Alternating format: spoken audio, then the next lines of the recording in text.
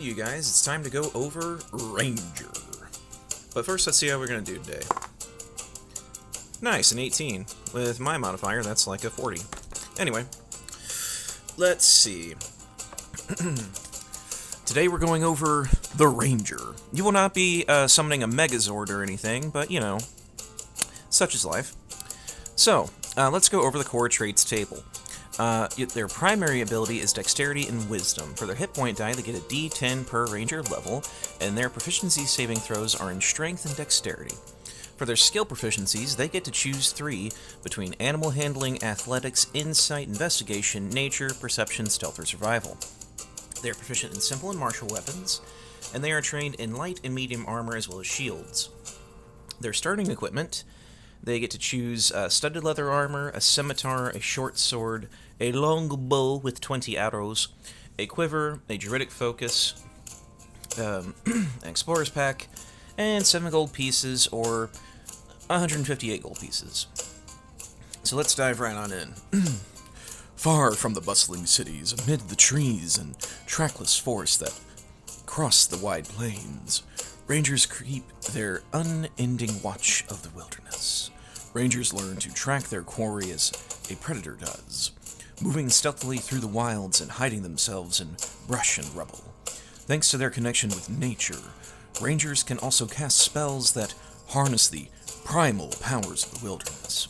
A Ranger's talents and magic are honed and deadly focused to protect the world from the ravages and monsters of tyrants. So, at level 1, you get the core traits that we just went over here, and you do that as well when you multi-class.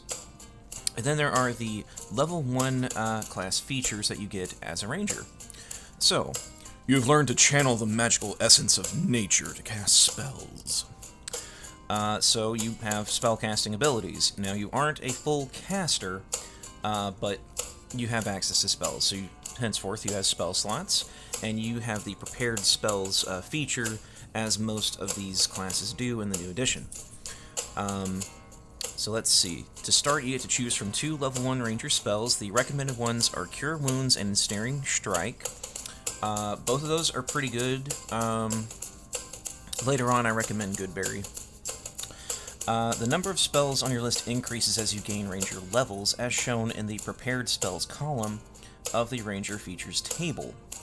Whenever that number increases, choose additional Ranger spells until the number of spells on your list matches the number in the Ranger Features table. The chosen spells must be of a level for which you have spell slots. So, for example, if you're a level 5 Ranger, your list of prepared spells can include 6 Ranger spells of levels 1 or 2 in any combination. If another Ranger feature gives you spells that you always have prepared, they don't count against the spells that you can prepare a day. And whenever you finish a long rest, you can replace a spell on your list with another Ranger spell for which you have spell slots. Now, for your spellcasting ability, Rangers, they use Wisdom for their spellcasting ability. And they can use a Druidic Focus as a spellcasting focus for their spells. I'm going to turn the audio down just a bit here. Alright. Now, at level 1, you get your favorite enemy. You always have Hunter's Mark prepared, and you can cast it twice without expending a spell slot, and you regain all expended uses of this ability when you finish a long rest. The number of times you can cast the spell without a spell slot increases as you reach certain Ranger levels, as shown in the favorite enemy column of the Ranger Features table.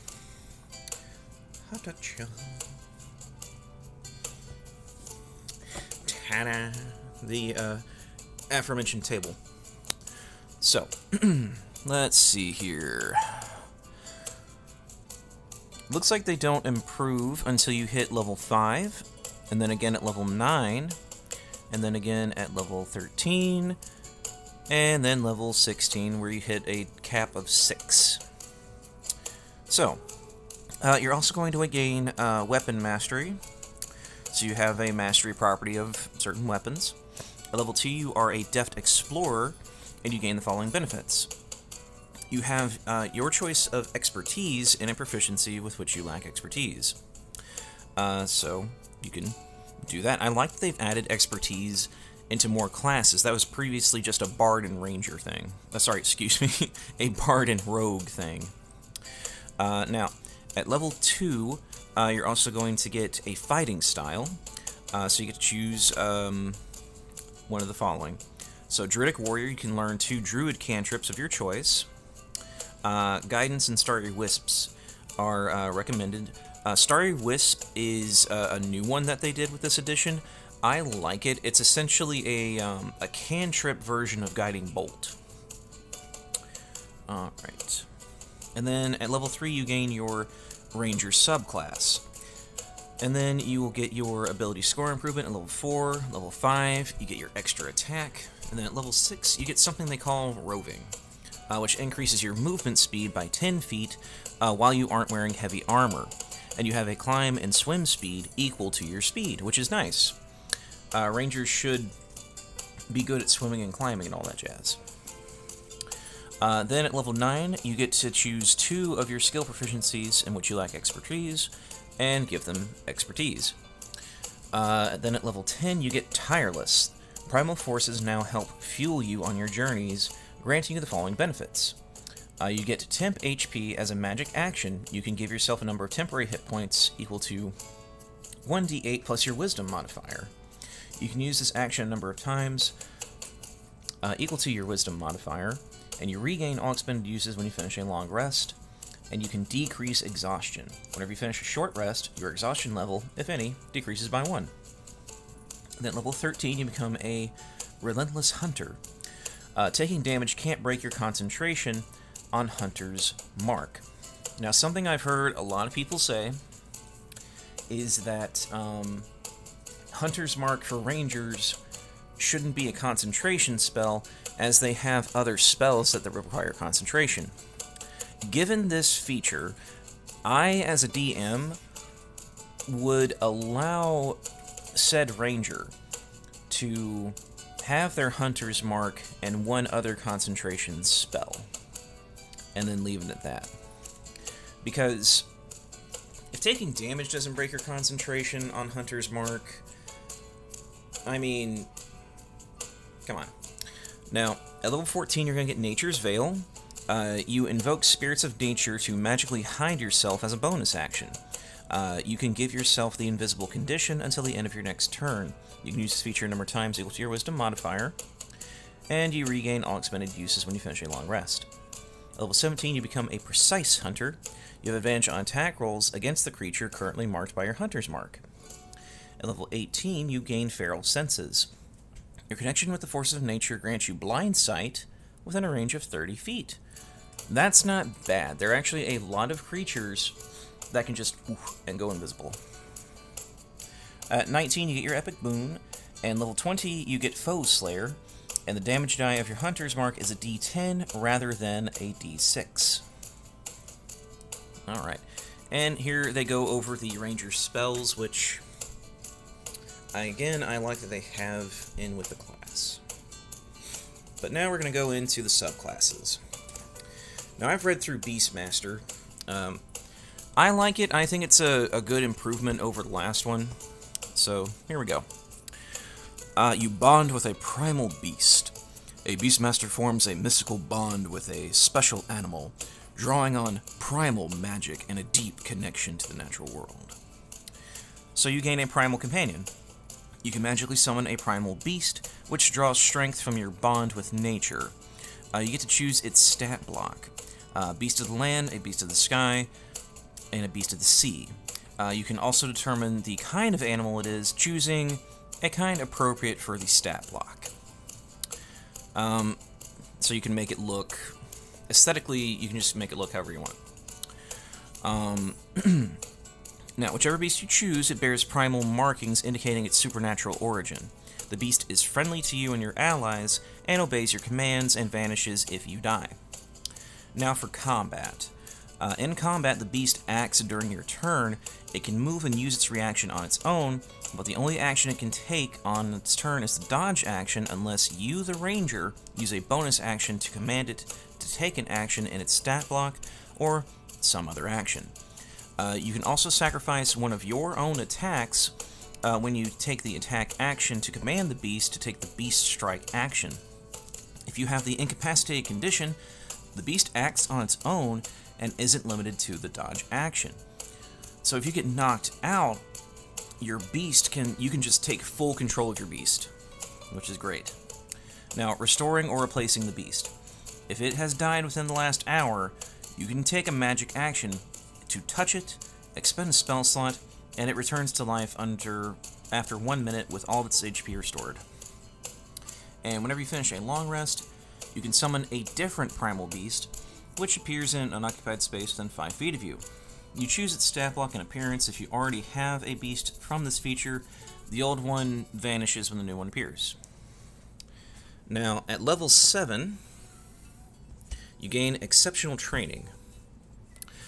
When you take a bonus action to command your primal companion to take its action, you can also command it to take the dash, disengage, dodge, or help action during its bonus action. In addition, whenever it hits with an attack roll and deals damage, it can deal your choice of force damage or its normal damage type. So that is good for things that are resistant to your normal beast damage, or things that have magic resistance. Now at level 11, you're going to get Bestial Fury. When you command your primal companion beast to take the beast strike action, it can do it twice. In addition, the first time on each turn it hits a creature under the effect of your Hunter's Mark spell, the beast deals additional force damage equal to the bonus damage of that spell. Now at level 15, you get to share spells.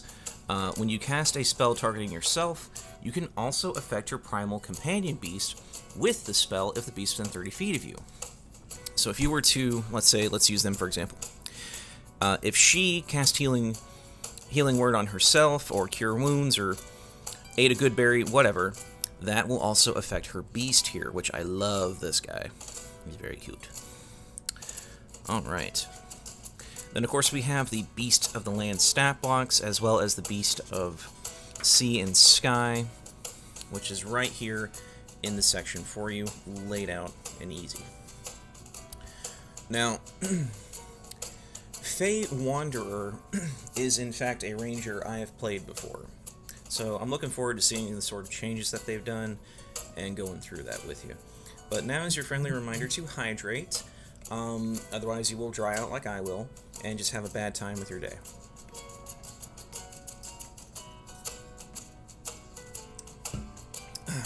H2O is not a sponsor. So, Fey Wanderer. You get to wield faith. You get to wield Fey Mirth and Fury. A Fey mystique surrounds you, thanks to the boon of an Archfey, or a location in the Feywild that transformed you. However you gained Fey magic, you are now a Fey Wanderer. Your joyful laughter brightens the hearts of the downtrodden, and your martial prowess strikes terror in your foes. For great mirth of the Fey is dreadful, as is their fury. Now, at level 3 you gain Dreadful Strikes. You can augment your weapon strikes with mind-scarring magic drawn from the murky hollows of the Feywild. When you hit a creature with a weapon, you can do an extra 1d4 psychic damage to the target, which can take this extra damage only once per turn. The extra damage increases to a d6 when you hit a level 11. Now, at level 3 you're also going to gain some new spells. You'll get Charm Person, Misty Step, Summon Fey, Dimension Door, and Mislead. You also possess a Fey Blessing. You get to choose it randomly from the Feywild Gifts table, or determine it randomly. So let's see what these are. You get to roll a d6. On a 1, illusory butterflies are around you whenever you take a short or long rest. At level 2, flowers bloom from your hair each dawn. 3, you faintly smell of cinnamon, lavender, nutmeg, or another comforting herb or spice. 4, your shadow dances while no one is looking directly at it. 5, horns or antlers sprout from your head. And 6, your skin and hair change color each dawn. So, I personally like 5. Judge me how you will. I'm also not opposed to 3, 4, and 1. Because, like, here's the thing.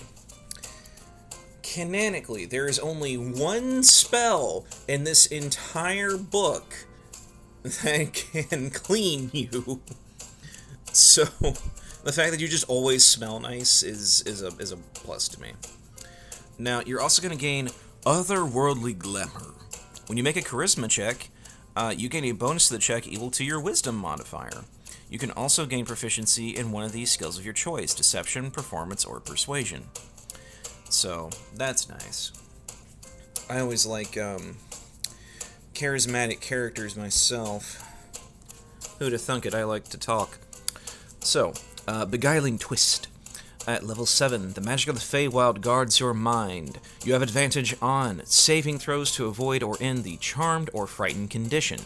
In addition, whenever you or a creature you can see within 120 feet of yourself succeeds on a saving throw to avoid or end the charmed or frightened condition, you can take a reaction to force a different creature you can see within 120 feet of yourself to make a wisdom save against your spell save DC.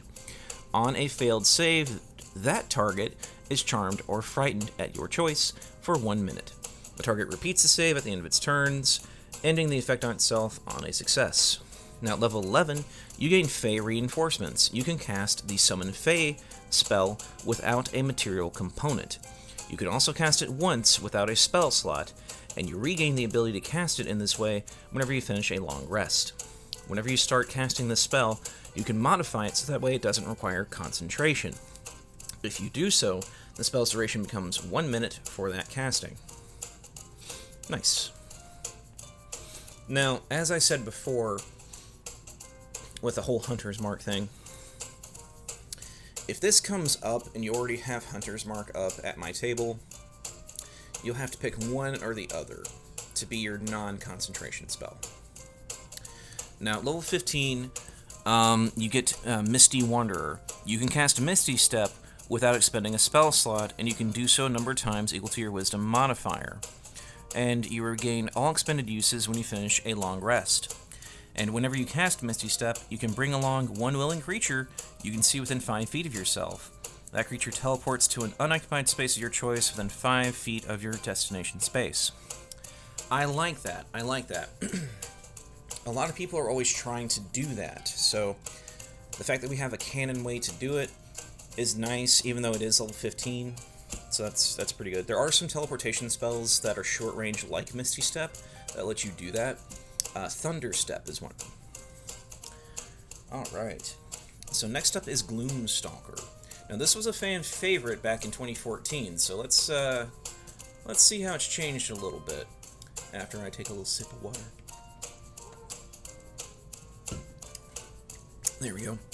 Alright, so you get to draw on the shadow magic to fight your foes. Gloomstalkers are at home in the darkest places, wielding magic drawn from the Shadowfell to combat enemies that lurk in darkness. At level 3, you get Dread Ambusher. You have mastered the art of creating fearsome ambushes, granting you the following benefits. Ambusher's Leap. At the start of your first turn on each combat, your speed increases by 10 feet until the end of that turn. You also gain Dreadful Strike. When you attack a creature and hit it with a weapon, you can deal an extra 2d6 psychic damage. You can use this benefit only once per turn, but you can use it a number of times equal to your Wisdom modifier. And you regain all expended uses when you finish a long rest. You also gain an initiative bonus equal to your Wisdom modifier to your initiative rolls. Ha-ta-cha. Now, Gloomstalkers also get their own spells. So at level 3, you get Disguise Self. At level 5, you get Rope Trick. Level 9, you can cast Fear. Level 13, you get Greater Invisibility. And then at excuse me, at level 17, you get Seeming. At level 3, you also gain Umbral Sight. You gain Dark Vision with a range of 60 feet. If you already have Dark Vision, it increases it by 60 feet. And you are also adept at evading creatures that rely on Dark Vision. While entirely in darkness, you can become invisible to any creature that relies on dark vision to see you in that darkness. Now at level 7, you gain Iron Mind. You have honed your ability to resist mind-altering powers. You gain proficiency in Wisdom saving throws. If you already have this proficiency, you instead gain proficiency in Intelligence or Charisma saving throws, your choice. Now, at level 11, you gain Stalker's Flurry. The psychic damage of your Dreadful Strikes becomes 2d8. In addition, when you use the Dreadful Strike effect of your Dread Ambusher feature, you can cause one of the additional following effects. Sudden Strike. You make another attack with that same weapon against a different creature that is within 5 feet of the original target, and that is within the weapon's range. There's also Mass Fear. The target and each creature within 10 feet of that target must make a Wisdom saving throw against your spell save DC. On a fail save, a creature has the Frightened condition until the start of your next turn.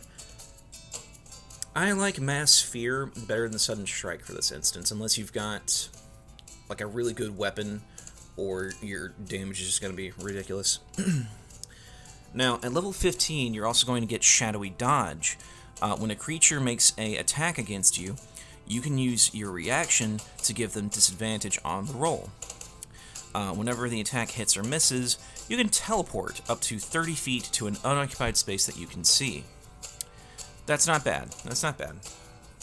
Now, something I heard a lot before the book officially released was that Rangers are going to be overly reliant on their use of Hunter's Mark. Ironically enough, the Hunter is the only one I've seen that actually uses that to the degree that I was hearing about. So, the Hunter. You protect nature and people from destruction. You stalk prey in the wilds and elsewhere, using your abilities as a hunter to protect nature and people everywhere from forces that would destroy them. At level 3, you gain Hunter's Lore. You can call on the forces of nature to reveal certain strengths and weaknesses of your prey. While a creature is marked by your Hunter's Mark, you know whether that creature has any immunities, resistances, or vulnerabilities, and if the creature has any, you know what they are. This is incredibly useful, because there are times you'll be in combat, and even if you're a rookie or a veteran player, you don't always know what's going to hurt your opponent. So, if you swing at something and the DM says something akin to, "Your attack hits, but it doesn't seem as effective as you had hoped," this would let you figure out that they are resistant to slashing damage, for example. Now, your Hunter's Prey. You gain one of the following options of your choice. Colossus Slayer. Your tenacity can wear down even the most resilient foes. When you hit a creature with a weapon, the weapon deals an extra 1d8 damage to the target if it's missing any of its hit points. You can deal this extra damage only once per turn. And then there's Horde Breaker. Once on each of your turns when you make an attack with a weapon, you can make another attack with the same weapon against a different creature that is within 5 feet of the original target, and that is within the weapon's range, and that you haven't attacked on this turn. Now, this is different from the Horde Breaker we saw in 2014. So, looking at this, the targets, I'm going to use a dice here. If one is here and one is here, and you're all the way over here shooting at them with an arrow, this looks like instead of having to be in melee to hit the other person, you can be back over here and go and shoot both of them at the same time, which is pretty nice. There wasn't a lot of bow love or ranged weaponry in earlier editions, so this is pretty nice. Now, at level 7, you get Defensive Tactics. You gain one of the following features on your choice, and whenever you finish a short or long rest, you can replace the chosen option with another one. You can do that here as well.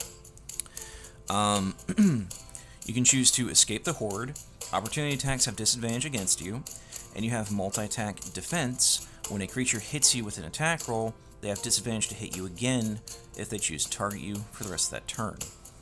I also like that you can just switch these out. In the previous edition, you had to choose and commit, and you were stuck with it unless you begged your DM. Now, at level 11, you're also going to get Superior Hunter's Prey. Once per turn, when you deal damage to a creature that's marked by your Hunter's Mark, you can also deal that spell's extra damage to a different creature that you can see within 30 feet of the first creature. And then at level 15, you gain Superior Hunter's Defense. When you take damage, you can take a reaction to give yourself resistance to that damage and any other damage of the same type until the end of the current turn.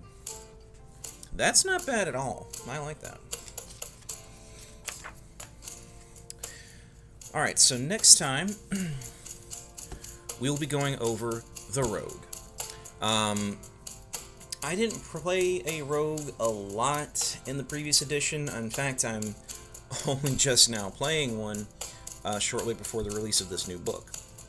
But I enjoy it so far, but my big complaint before actually getting hands-on one was that it felt a little underwhelming, because in previous editions, it was like, okay, I go to do my sneak attack, and if you miss,